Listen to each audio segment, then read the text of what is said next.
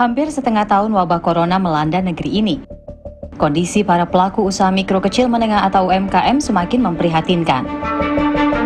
Menurut data Kementerian Koperasi dan UKM, hingga Mei 2020, lebih dari 163.000 pelaku UMKM dan 1.700 koperasi terdampak virus corona. Sementara Kadin mengungkapkan 30 juta pengusaha UMKM atau hampir setengah jumlah UMKM di Indonesia sudah menutup usahanya. Jangankan untuk biaya yang lain, untuk makan saya aja punya anak, punya suami, susah dapatnya Pak. Saya punya cicilan, saya punya anak sekolah, ngontrak ini nggak ada yang dapat. Untuk makan aja nggak dapat. Ini belum pelaris, seperak juga belum pelaris Pak, swear. Haram, sumpah demi Allah belum pelaris. Tolonglah kami Pak, ini dari Tepiwan. Halo Tepiwan, kami susah banget, tolong dibantu kami ya. Turun omset emang bener ya agak jauh ya karena Covid ini kan. Kita udah diserang impor, belum lagi Covid, ya makin turun lagi kan gitu. Apalagi saya kan kita banyak bergerak di pemerintahan, pengadaan pemerintahan, kementerian, seminar nggak boleh, umroh nggak boleh. Jelas 60% itu langsung terdampak kalau kita sepi gitu. Di hadapan puluhan pelaku UMKM akhir bulan lalu, Presiden Joko Widodo berjanji untuk memberi bantuan modal kerja sebesar 2,4 juta rupiah bagi 12 juta pelaku UMKM. Bantuan ini akan segera ditransfer pada awal Agustus 2020. Ini bantuan modal kerja yang diberikan pada Bapak Ibu semuanya sebesar 2.400.000. Selamat malam pemirsa, yang ditunggu tadi siang akhirnya diumumkan. BPS menyampaikan bahwa ekonomi Indonesia terkontraksi minus 5,3%. Dan ini seperti yang diprediksi oleh banyak orang. Apa kemudian dampaknya? Tentu saja bukan hanya UMKM yang akan banyak merumahkan dari pegawainya, tetapi usaha-usaha menengah dan besar juga dimungkinkan untuk merumahkan pegawai mereka. Untuk itulah di malam hari ini kita mencoba menggali lebih jauh seperti apa kemudian upaya yang bisa dilakukan untuk bisa menyelamatkan UMKM yang di tahun-tahun sebelumnya ketika krisis terjadi merupakan penyelamat bangsa.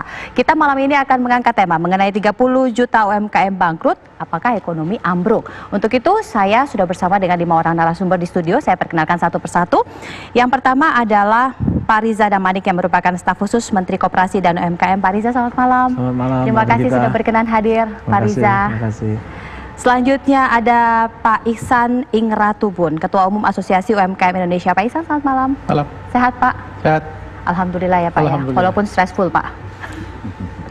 Ada Bu Yani Motik yang merupakan Ketua Umum DPP HIPI. Bu Yani sehat? Alhamdulillah. Alhamdulillah. Pakai baju warna merah untuk menunjukkan semangat dan optimisme ya Bu? Iya betul. Dan menambah keberuntungan. Mungkin dekat Pak Riza bisa beruntung dengan program-program yang akan diberikan kepada UMKM. Amin, amin. Ada Pak Peter Abdullah, ekonom. Pak Peter, selamat malam. Selamat malam Mbak. Sehat Pak? Alhamdulillah. Alhamdulillah. Dan ada pelaku UMKM Pak Supriyadi. Selamat malam Pak. Malam Mbak. Kita tanya dulu deh sama Pak Supriyadi. Pak Supriyadi, sampai sejauh ini Pak, Corona berbulan-bulan PSBB masih diperpanjang lagi. Usaha gimana Pak? Saat ini itu memang udah mulai bangkit lagi ya. Tapi di awal-awal Corona itu kita mungkin ingat sekitar di bulan Maret ya. Itu usaha dari kami terutama UMKM itu banyak yang tutup. Saya sendiri pun mengalami. Bapak bisnisnya apa? Ya. Bisnisnya apa? Sekarang saya di sablon M-Printing. Nah, jadi pada saat di bulan Maret itu semua UMKM termasuk kami ini terdampak sekali, yaitu di bulan Maret. Dampaknya seperti apa? Pada saat di bulan Maret itu kan pandemi udah mulai meningkat. Produksi kami pada saat itu memang stop dalam arti apa? Karena kita tidak produksi kita butuh bahan baku dan sulit mendapatkan bahan baku tersebut. Nah, itu efeknya terhadap apa? Terhadap permintaan di luar. Pada saat itu memang masih ada pekerjaan-pekerjaan, tapi sebelum pandemi itu mewabah ya. Jadi kalau saya rasakan pekerjaan yang di bulan Maret atau April itu adalah hasil dari order-order sebelum-sebelumnya. Nah, tapi masih dibayar kan ordernya? Alhamdulillah dibayar. Tapi pada saat mulai April terus kan diberlakukan PSBB, di mana ada social distancing, physical distancing, itu masyarakat atau customer kita tuh takut untuk keluar. Nah, di sana order mulai turun. Ya bisa disebut terjun bebas lah pada saat itu. Nah, akhirnya menjelang Ramadan saat itu kami tutup. Betul-betul tutup karena tidak ada order ya. Terus sampai dengan saya rasakan itu setelah Idul Fitri. Pada saat Idul Fitri itu dan Juli kemarin sudah mulai ada yang namanya new normal ya, boleh untuk berinteraksi tapi dibatasi. Nah, pembatasan itu tetap masih belum bisa memenuhi UMKM yang tutup ini, karena pada saat itu adalah dibatasinya distribusi untuk barang-barang atau bahan-bahan yang kami pesan dari luar. Karena memang bahan-bahan yang kami butuhkan itu tidak hanya dari lokalan Jakarta ya, tapi saya juga ada orderan dari luar kota. Nah, kan pada saat itu setiap daerah mempunyai kebijakan masing-masing untuk lalu lintas kendaraan atau pengiriman itu dibatasi seperti itu. Jadi memang pada saat trafiknya tinggi itu kami benar-benar di rumah dan tidak ada sama sekali yang namanya produksi seperti itu, Mbak Brigit. Berapa orang yang dirumahkan karyawan? Saya kebetulan usahanya kecil sekali ya. Jadi kami itu sebenarnya bertiga itu produksi semuanya di stop dan benar-benar kita tutup. Walaupun pada saat itu ada order itu, alhamdulillah sih pada saat itu ada beberapa order dari rumah sakit untuk APD ya, tapi itu tidak banyak karena memang itu hanya operan dari beberapa teman yang usahanya tidak menerima lalu dioper ke kami seperti itu, Mbak. Jadi ada sharing lah ya. Ada sharing, betul. Jadi langsung pindah haluan untuk sementara waktu demi mencukupkan kebutuhan ya, gitu ya, walaupun Pak, ya? itu tadinya bukan di bidang kami gitu, Mbak. Jadi ya, dipaksa harus bisa karena kita memenuhi kebutuhan keluarga, harus bayar sekolah, bayar kontrak dari tempat yang kami tempat usaha kami, bayar kuota. Ya, kuota juga sekarang kan belajar online di rumah gitu. Gitu aja, Mbak. Kita geser, Pak Ihsan, anggotanya udah berapa banyak yang tutup usaha?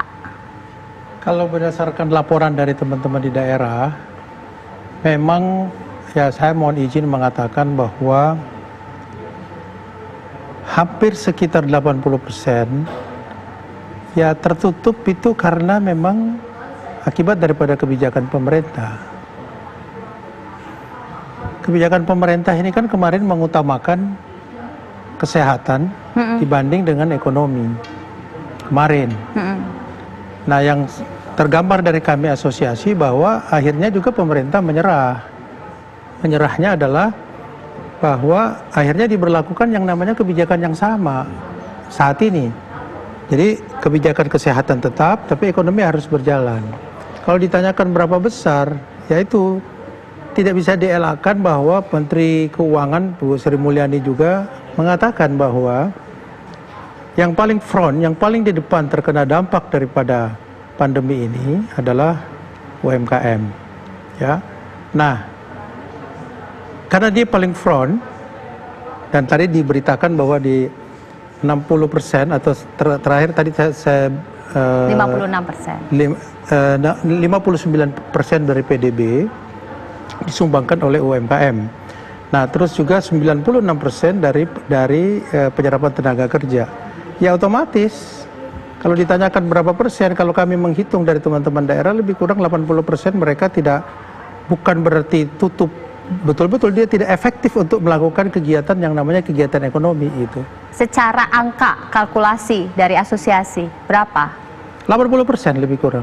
Nominal yang terdampak UMKM-nya ini berapa perusahaan? Dari 80% itu apakah ratusan ribu ataukah jutaan atau justru kayak Kadin sampaikan 30 juta?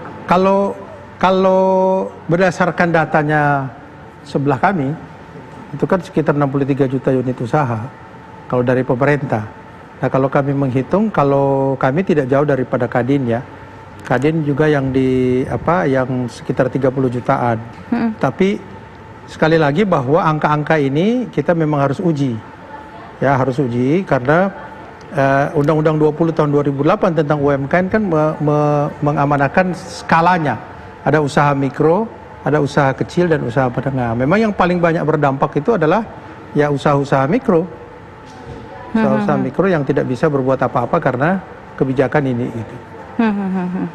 Rata-rata ini usahanya apa berarti? Mulai dari sebenarnya mulai bulan Januari, usaha yang paling berdampak sampai sekarang, usaha yang paling berdampak mulai bulan Januari loh, itu kami mencatat adalah usaha dari sektor pariwisata. Jadi UMKM dari sektor pariwisata mulai bulan Januari itu sudah berdampak sampai saat ini. Karena mulai Wuhan kan bulan Januari. Di bulan 2 sudah mulai yang namanya isu-isu tentang PSBB, lockdown dan seterusnya, itu yang berdampak adalah clothes, fashion. Orang tidak lagi memikirkan tentang fashion, baju dan seterusnya, celana. Nah di bulan 3 tadi disampaikan ini paling parah, bahwa kita sudah mulai PSBB.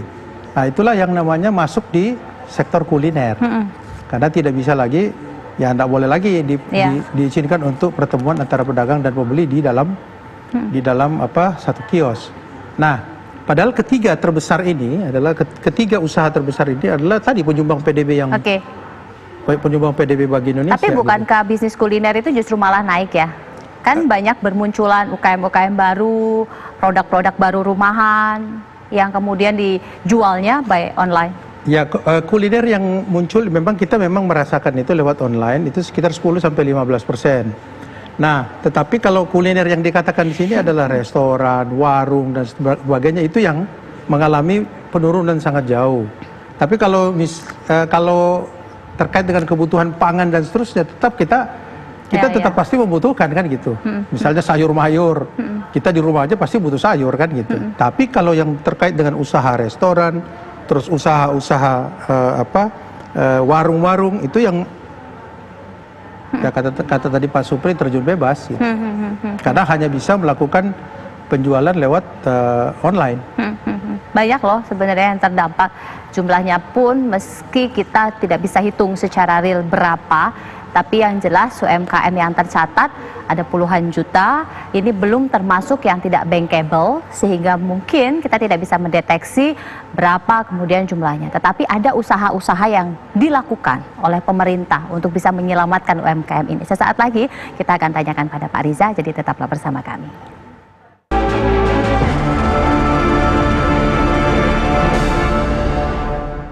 Banyak yang kemudian sudah merumahkan karyawannya dan dimungkinkan kalau tidak segera dibantu ini bisa makin banyak. Kita coba tanya HIP ini anggotanya juga banyak yang UMKM loh. Apakah memang sudah merasakan bantuannya ataukah sudah mulai menggeliat lagi atau seperti apa Bu Yani? Ya, saya sepakat sama teman-teman pelaku UMKM. Tadi pagi kita baru Zoom rapat sama teman-teman. Ada beberapa sebenarnya yang kita agak sayangkan. Niatnya pemerintah sudah baik gitu. Ada kebijakan untuk membantu UMKM jumlahnya 100 triliun. Dan memang teman-teman belum banyak merasakan. Dan itu dikonfirmasi sama statementnya Bu Sri Mulyani sore tadi kan. Bahwa serapannya baru sekitar 20% dari angka yang disiapkan dan yang sudah diserap gitu loh. Berarti kan masih ada persoalan SOP. SOP-nya dalam keadaan normal, kita dalam keadaan tidak normal gitu. Sehingga ini nggak cair, itu isu pertama. Nah terus yang kedua juga, ini masalah restrukturisasi lagi. Ini antara, balik lagi, ini kebijakannya saya ingin mengambil apa yang dikatakan oleh Pak Dede Hatip. Ini persoalannya, kebijakannya zaman Jurassic Park, persoalannya ini Star Wars gitu loh, jadi nggak nyambung. Gitu. Jadi itu saya mau angkat itu. Jadi misalnya begini, ini restrukturisasi, betul niat pemerintah bagus, restrukturisasi perbankan buat UKM. Tapi ada peraturan OJK juga yang mengatakan bahwa setelah di restructure, ini pengusaha ini sudah dinyatakan tidak bisa lagi mendapat bantuan kredit lagi berikutnya. Karena dianggap sudah bermasalah gitu. Nah ini harus dirubah lagi. Kalau tidak kan banknya jadi masalah lagi gitu. Nah ini ada persoalan peraturan yang masih tidak sinkron. Nah SOP-nya masih SOP lama, tidak cepat dirubah gitu. Saya ngerasain di PMI. PMI dalam keadaan, saya bendahara nih, pengeluaran uang itu dalam keadaan normal, tidak normal gitu. Ada yang kita bantu begitu sepakat lihat masalahnya apa langsung keluar. SOP-nya nggak ada lagi. Laporan pertanggungjawabannya juga yang penting bisa diterima, kita lihat barangnya ada gitu. Nah ini belum. Nah SOP untuk pengeluaran uang, terus penerimaan itu masih yang lama dalam keadaan normal. Nah ini mungkin salah satunya yang bikin macet Pak, nggak keluar gitu loh. Yang dikeluhkan, budgetnya ada, ini yang bikin Pak Jokowi marah, ke OJK, Pak Jokowi marah, ke menteri-menteri. Ini kasihan Pak Jokowi bisa marah terus-terusan kalau SOP-nya nggak diperbaiki gitu loh. Nah itu yang saya lihat gitu. Nah itu normal kalau tadi teman-teman di UMKM tidak merasakan. Kenapa kok saya belum terima gitu. Nah yang pertama itu. Yang kedua, kalau kita bicara usaha kecil menengah, ini kan ada kelompok informal di dalamnya. 90 juta itu termasuk yang informal kan. Ada formal, ada informal gitu. Nah terus yang kecil mungkin kayak Bapak, rata-rata pegawainya 3. Kalau yang informal kan biasanya keluarga gitu. Kalau yang menengah pegawainya 50 sampai 100-an. Nah di sektor informal ini belum bankable. Jadi kalau penyaluran lewat bank nggak nyampe juga gitu loh ke mereka. Nah ini kan dalam keadaan tidak normal gitu. Jadi memang segala upaya harus dilakukan. Nah effort itu yang belum kita lihat. Memang ada PEN, struktur organisasi pemulihan ekonomi. Walaupun tadi ngomong sama Pak Peter, kurang tepat pemulihan. Ini nggak akan pulih nih ekonomi. Tahun ini, tahun depan nggak akan pulih. Tapi kita cuma menahan jatuhnya lebih jauh lagi. Itu yang kita lakukan gitu.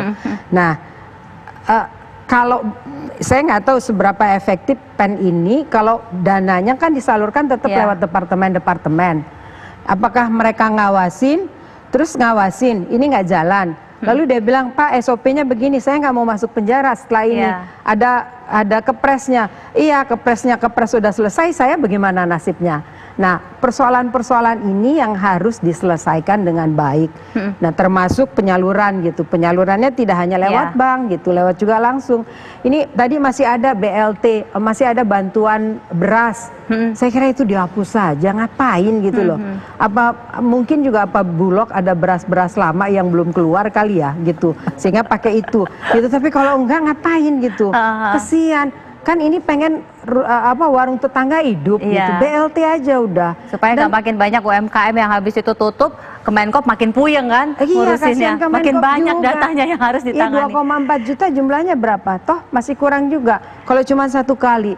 Dan tadi pagi kita coba lihat ya, dari mesin learning ini ya dengan big data itu sensitivitasnya tinggi sekali bahwa pembicaraan itu hampir 60 sampai 80% masyarakat bicara untuk menahan spending. Nah, berarti kalau menahan spending apa? Nggak ada uang yang masuk kan? Ada kekhawatiran. Kalau pemerintah gelontorin uang itu akan keluar lagi gitu. Nah, memang kita tahu persis dalam keadaan walaupun kita belum declare resesi, sebenarnya dunia aja udah resesi. Kita juga sebenarnya de facto kita udah resesi. Itu harus uang digelontorin banyak-banyak gitu. Kita coba tanya, sebenarnya ada banyak program. Tadi Bu Yani juga sudah mengakui bahwa Kementerian Koperasi ini konsep programnya sudah luar biasa, Pak Teten merancangnya. Nah, bottleneck-nya ini di mana sih Pak? Sampai masih belum cair, masih belum keluar evaluasinya sampai sejauh ini seperti apa kalau dari Kementerian Koperasi, Pak Riza?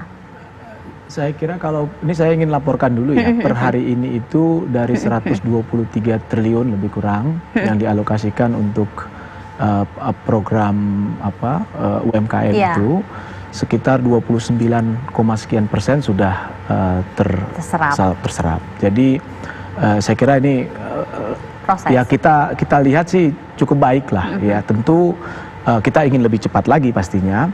Nah, dalam kaitan dengan itu tentu kami terus melakukan upaya-upaya ya. Saya kira dalam 2-3 hari kebelakang ini juga terus melakukan tadi yang disampaikan oleh Ibu ya, bahwa antar lintas kementerian juga ini perlu ada koordinasi yang lebih kuat ya. Itu terus dilakukan ya dengan Kementerian Keuangan, dengan Kementerian Sosial ya, Kementerian Lingkungan Hidup, dengan Kementerian Sektor Pertanian, Perikanan dan seterusnya. Saya kira itu terus dilakukan dan semakin baik saya kira. Nah, memang tadi ya, kita tidak bisa menyeragamkan semua situasi ini. Karena tadi UMKM kita kan juga punya karakter yang berbeda-beda nih. Ada yang memang tadi disampaikan bahwa nggak mungkin bisa bangkit dalam situasi sekarang. Ada yang begitu. Tapi ada yang memang punya peluang. Kalau kita baca laporan BPS hari ini kan di sektor pangan itu malah tumbuh 16% ya, dari kuartal pertama ke kuartal kedua. Jadi ini juga punya potensi. Yang di sektor semacam ini mungkin kita perlu genjot terus gitu ya. Mungkin di sini pembiayaan menjadi satu faktor yang cukup menentukan, lalu juga distribusinya menjadi solusi yang sedang kita dorong. Nah, yang kedua, terhadap tadi yang mungkin tidak bisa berkembang, tentu bantuan sosial itu menjadi penting. Termasuk saya kira dorongan-dorongan untuk mempercepat atau mendistribusikan bantuan sosial kepada UMKM ini kan juga sudah menjadi prioritas. Saya kira ini ya. Nah, yang tentu tadi kan sudah disampaikan bahwa ada akan digelontorkan dalam waktu dekat 2,4 juta untuk 12 juta usaha mikro. 2,4 akan digelontorkan kepada siapa? Sesaat lagi tetap bersama kami, Anda pasti penasaran.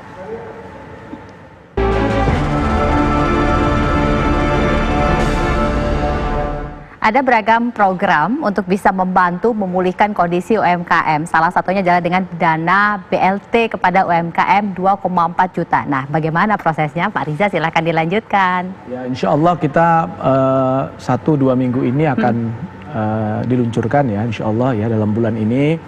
Angkanya tadi sudah disampaikan 2,4 juta. Kami ditugaskan oleh Presiden untuk menyiapkan segala sesuatunya ya. Jadi kami dalam rapat-rapat dalam proses persiapan dalam seminggu terakhir ini tentu terus berkoordinasi dengan Kementerian Keuangan, dengan Satgas, BPKP ya untuk mematangkan itu. Nah, insya Allah dalam putaran pertama 1 atau 2 juta itu akan diluncurkan dan tapi ini diutamakan memang untuk yang unbankable. Jadi mereka yang belum masuk atau belum punya rekening ya, belum masuk ke dalam ekosistem perbankan. Dengan harapan tentu kita tidak hanya ingin menyerahkan bantuan tadi ya dalam bentuk hibah, tapi juga di saat yang sama ini satu proses literasi juga ya, mengajak masyarakat kita untuk juga memahami ekosistem perbankan itu sehingga nanti ini proses transformasi ekonomi kita juga lah ya ke depan. Proses bila mana ada krisis-krisis semacam ini kita punya daya lenting yang semakin kuat tentunya. Nah, tapi juga tidak akan berhenti di situ ya. Tentu mereka yang sudah terdaftar yang sekitar 12 juta tadi itu juga diharapkan bila mana membutuhkan pembiayaan lanjutan, skemanya juga sedang disiapkan ya untuk ada pembiayaan lunak lah, kredit lunak ya untuk mereka bisa meningkatkan usahanya. Tapi gimana usahanya untuk bisa mempercepat agar efektivitasnya ini bisa dirasakan oleh UMKM ini? Karena kan semakin lama semakin bleeding, semakin banyak yang dirumahkan, dan seperti apa kemudian data yang digunakan Pak Riza? Kan tentunya pemirsa juga ingin tahu lebih jauh lagi. Jadi data ini banyak Mbak, ya inputnya banyak. Ada yang tentu dari dinas di daerah ya. Hari ini juga kita koordinasi terus dengan dinas-dinas daerah. Syukur alhamdulillah juga di daerah punya keinginan cepat juga untuk bisa mengumpulkan data-data tadi. Lalu juga kita juga melihat yang ada di Bank Wakaf Mikro ya, ini juga akan masuk, BMT juga, lalu juga ada yang dari LKM, dari koperasi sendiri ya, ini juga masuk. Tentu ini kita akan cleansing ya, ya governance-nya kan juga kita harus benerin gitu ya, nggak boleh juga sembarangan. Dengan harapan nanti kita bisa menjangkau mereka yang belum terjangkau. Harapannya begitu ya, menjangkau mereka yang belum terjangkau, dan di saat yang sama ini menjadi pintu masuk kita untuk melakukan proses transformasi ekonomi kita menjadi lebih kuat gitu. Pelaku-pelaku UMKM kita, khususnya usaha mikro, yang tadinya belum terdata menjadi lebih terdata. Yang tadinya belum masuk ke dalam ekosistem perbankan, yang unbankable menjadi bankable. Mereka yang tadinya tidak teridentifikasi usahanya menjadi lebih teridentifikasi. Mereka yang tadinya tidak tahu cara mendapatkan akses pembiayaan menjadi tahu mendapatkan akses pembiayaan. Saya kira proses ini yang kita juga ingin manfaatkan, karena sebagaimana arahnya Bapak Presiden, ini bukan hanya pemulihannya. Ya, jadi pemulihan itu adalah short term yang akan kita selesaikan ya untuk menghadapi situasi ini, tapi juga di saat yang sama adalah transformasi ekonominya supaya usaha mikro kecil menengah tadi tidak hanya populasinya besar ya, tapi juga secara kualitas ya ekonominya juga semakin kuat gitu. Ada program yang baik yang sudah dicanangkan yang dalam waktu dekat juga akan diluncurkan. Tapi kalau dari catatan ekonom, apa yang membuat selama ini berat gitu ya, dan makin banyak yang berguguran, berjatuhan, berserakan gitu ya. Gimana Pak Peter? Ya memang UMKM, khususnya UMK ya. Kalau M yang satunya itu menengah sebenarnya berbeda karakternya. Tapi khususnya di usaha mikro kecil, ini karakter yang paling utama adalah ini seringkali agak bias cara pandang kita terhadap usaha mikro kecil. Ya. Yaitu sebenarnya usaha mikro kecil itu karakteristik utamanya itu adalah fragile, rapuh sebenarnya. Ya. Jadi tanpa adanya wabah pun sebenarnya usaha mikro kecil itu rapuh. Ya, ya simpelnya begini saja. Usaha mikro kecil itu kalau pengelolanya itu sakit, usahanya sakit. Tutup. Ya, berbeda dengan usaha menengah besar. Ya, bosnya sakit, usahanya bisa jalan terus karena sistem sudah terbangun. Tapi kalau usaha mikro kecil itu kalau bosnya sakit, seringkali itu usahanya ikut bahkan lebih sakit lagi daripada bosnya. Ya. Nah, apalagi di tengah wabah sekarang ini, di tengah kondisi sekarang ini. Jadi sangat wajar kalau kemudian di tengah kondisi yang seperti sekarang ini, usaha mikro kecil itu kolaps duluan. Karena dia dihantam oleh tekanan yang luar biasa. Dan di tengah kondisi seperti sekarang ini, bantuan dari pemerintah menjadi sangat diharapkan. Tanpa itu, usaha mikro kecil ini siapa yang akan membantu, siapa yang akan mengurusin. Jadi bantuan dari pemerintah kepada UMK ini sangat diharapkan dan saya sangat gembira karena bentuk bantuannya itu sudah ada yang baru. Ya, yaitu bantuan langsung tunai. Nah, ini harus mungkin sekalian titip juga pesan titipnya. Karena UMK ini selain dia tadi fragile tadi, ini juga harus dipisahkan di tengah wabah sekarang ini. Ada dua, Pak, dikelompokkan dua. Satu adalah mereka yang benar-benar tidak punya peluang lagi. Ya, karakteristik kedua dari UMK sebenarnya yang perlu kita garis bawahi adalah mereka itu fleksibel. Ya, dia itu cepat berganti muka. Kayak ini tadi ya, dari tadi, ini langsung ya, APD. Cepat, ya. Nah, tapi walaupun dia cepat berganti muka, ada yang sektor-sektor di UMKM ini yang di tengah wabah COVID ini sekarang ini, walaupun mereka sebenarnya karakteristiknya mudah untuk berganti muka, sulit dia. Ya, misalnya tadi disebutkan di sektor pariwisata, itu hantaman itu sangat sulit untuk mereka bergerak. Ya, tapi di sektor makanan mungkin mereka lebih mudah untuk beradaptasi. Nah, ini saya kira perlu dilihat juga oleh pemerintah, oleh regulator dalam memberikan bantuan. Jadi mana yang kira-kira kelompok-kelompok UMK, yang usaha mikro kecil yang perlu sekali diberikan bantuan, diutamakan. Karena mereka sudah sangat membutuhkan bantuan itu. Karena ada UMK yang masih bisa bernafas, masih bisa menyesuaikan dengan kondisi yang dihadapi di tengah wabah pandemi ini. Jadi memang saya kira pemerintah yang benar-benar harus memahami dan kemudian mencari jalan agar supaya bantuan-bantuan yang sudah disiapkan, saya kira pemerintah sudah sangat pas ya menyiapkan anggaran itu yang terbesar adalah untuk UMKM, yaitu 123 triliun. Dan mungkin dengan adanya 2,4 tadi BLT ada tambahan juga. Jadi ini pemainnya paling banyak, kontribusinya paling banyak. Jadi saya kira memang sekarang ujung tombaknya ada di Kementerian Koperasi dan UMKM. Nah, ini kita harapkan sekali bisa bergerak lebih cepat nantinya. Tapi kalau dari catatan Pak Peter sendiri ya, berkaitan mengenai implementasi, realisasi, ini ada catatan-catatan khusus nggak Pak berkaitan mengenai efektivitas, efisiensi dan lain-lain? Seperti apa kalau dari KOR sendiri? Ya, catatannya memang sebenarnya yang sama dengan yang kita sudah bahas sudah cukup lama, yaitu realisasi. Ya, dan realisasi itu tadi juga Pak Reza sudah menyampaikan juga sangat terkait dengan trauma kebijakan. Ya, ini memang sangat sulit ya kita carikan solusinya ya, karena ini menyangkut keamanan dari pengambil kebijakan, dan kita tahu sebenarnya di Perpu pun itu sudah dilindungi di dalam rangka untuk penyelesaian wabah ini.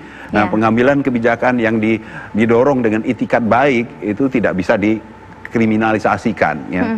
Tapi namanya trauma, karena kita tahu walaupun sudah dilindungi seperti itu, ya, kita tahu bagaimana dulu misalnya kasus Senturi, ya, itu kemudian diangkat menjadi sebuah skandal, ya. Padahal itu diikuti dengan niat baik, ya. Nah, inilah yang kemudian menyebabkan ketidakberanian kita, ya, di tengah wabah sekarang ini. Banyak pengambil kebijakan yang ragu-ragu untuk melakukan tindakan walaupun itu sangat dibutuhkan. Ada trauma yang begitu mendalam, begitu besar, sehingga mungkin kesalahannya ini administrasi tetapi bergeser menjadi pidana, administratif penal law. Nah, ini yang kemudian banyak menimbulkan kekhawatiran tersendiri. Seperti apa kemudian yang bisa dilakukan agar kekhawatiran ini bisa terminimalkan dan apa yang sudah dicanangkan ini bisa terrealisasi? Sesaat lagi tetap bersama kami.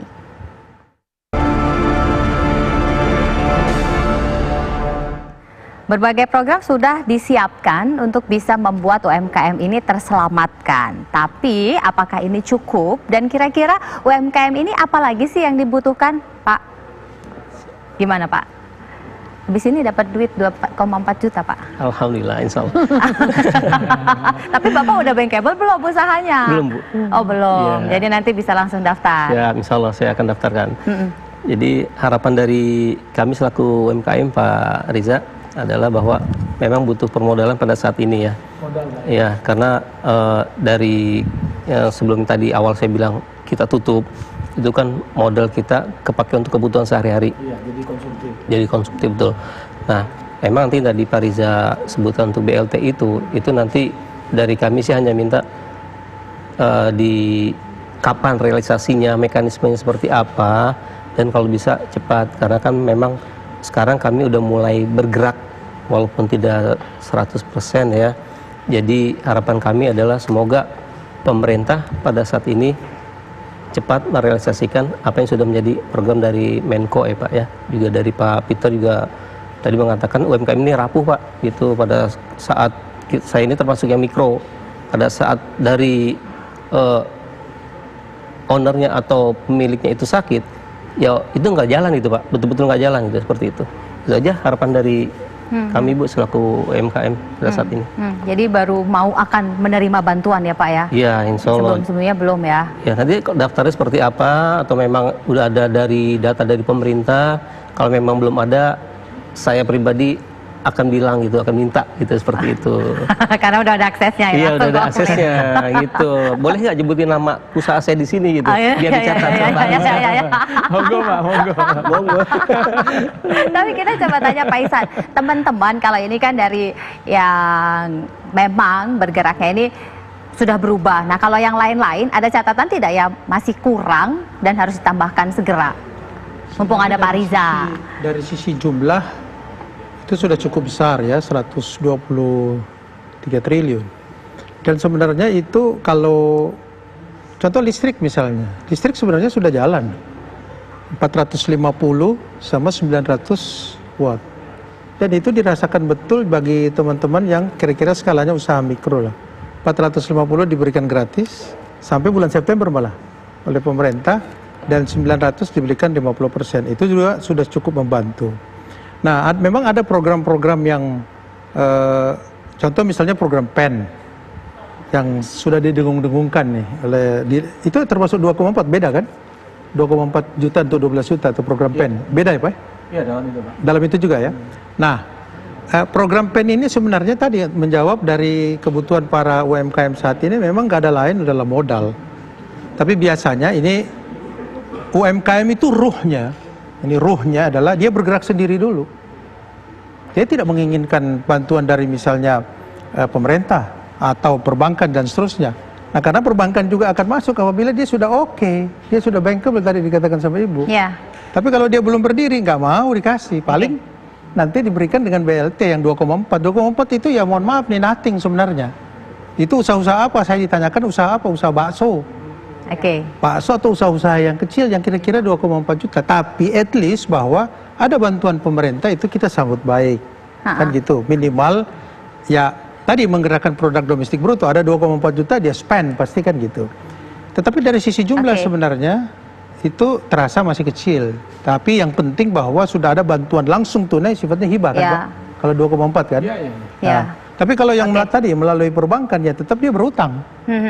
Tetap dia berutang. Ya kalau buat tukang gorengan 2,4 bisa buat bisnis sebulan lah ya kira-kira. Memang begini Mbak, ini kan ada gradasinya ya. Kan angka 2,4 itu kecil kalau bagi usaha pelaku kecil. Tapi kalau bagi pelaku usaha mikro atau ultra mikro, ya udah cukup besar gitu ya. Nah kalau kita lihat populasi statistik UMKM kita, yang 98% itu ya usaha mikro gitu ya, atau bahkan ultra mikro.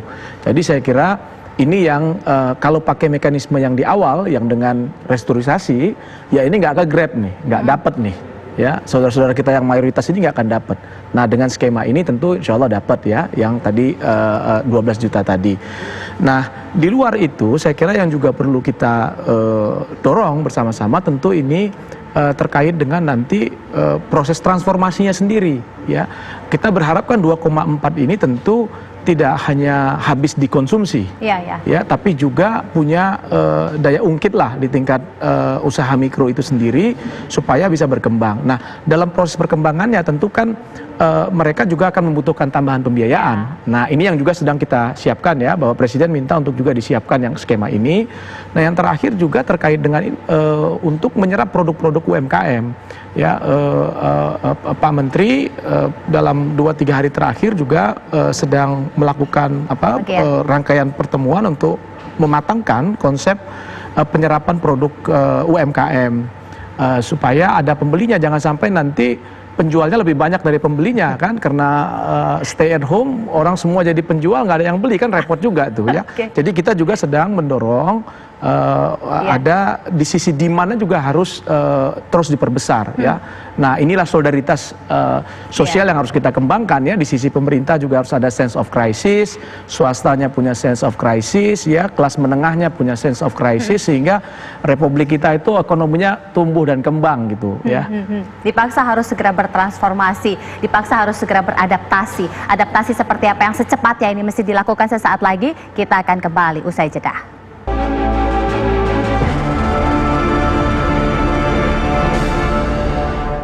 Sudah sisa 2 menit, kita bagi 3 lah. Bu Yani dulu, apalagi Bu yang harus dilakukan secepatnya supaya ini bisa segera hidup? Saya kira begini, saya ingin melanjutkan apa yang disampaikan oleh Pak Damanik ya.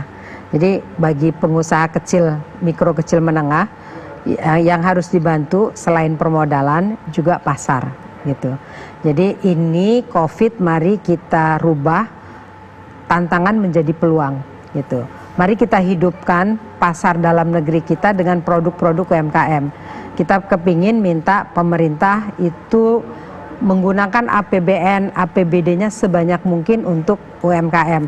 Menyerap pasar UMKM, kalau perlu misalnya bridging di daerah, APBN, APBD daerah, kemudian BUMD sedapat mungkin, sebanyak mungkin, sementara stop dulu impor.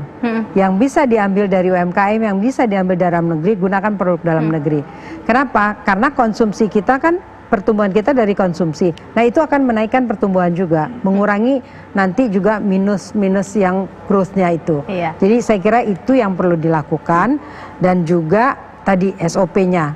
Jadi ada perlu pemerintah mesti duduk bareng, SOP dalam keadaan tidak normal harus juga tidak normal gitu. Jadi jangan pakai SOP yang dalam keadaan normal. Pak Peter. Ya, melanjutkan apa yang saya sampaikan tadi, bahwasanya UMK itu fragile, rapuh ya. Oleh karena itu di tengah wabah pandemi ini ya, pemikiran saya ya, pemerintah itu fokusnya bukan pemulihan ekonomi sebenarnya, tetapi meningkatkan daya tahan ya. Yang rapuh ini kita tingkatkan daya tahannya agar supaya mereka tidak kolaps duluan ya. Karena kalau mereka udah kolaps duluan, kita mengharapkan pemulihan ekonomi itu menjadi sangat sulit ya. Jadi dunia usaha, utamanya UMK, itu harus diberikan bantuan agar supaya mereka punya daya tahan. Dan untuk itu ya, apa yang disampaikan tadi sudah dibahas, berbagai program-program yang sudah dipersiapkan itu hendaknya itu segera direalisasikan. Nah, dengan sambil ini juga adalah momentum yang sangat tepat untuk kita memperbaiki struktur dari UMK kita. Ya, tadi sempat kita diskusikan, lengkapi ekosistem kita di dalam pengembangan UMKM kita. Sehingga apa yang kita sebut sebagai UMKM itu fragile, rapuh, itu bisa kita perbaiki. Pak Riza, penutupan. Silakan Pak Riza. Ya, jadi saya kira benar ya ini bahwa momentum ini kan harus kita, satu sisi tadi ya kita perlu ada pemulihan dalam konteks jangka pendek ya, mereka yang usahanya tidak tumbuh ya tentu perlu ada bantuan sosial dan itu sudah ada. Lalu yang sudah berkembang tentu diberikan insentif, pembiayaan juga sudah ada. Sekarang juga kita sudah punya formula untuk bisa menggrab mereka yang unbankable ya, untuk juga bisa mendapatkan manfaat sekaligus juga belajar nantinya untuk bisa mendapatkan pembiayaan lebih besar lagi. Ini juga sudah disiapkan skemanya, insya Allah di bulan Agustus ini menggelontor lah insya Allah begitu.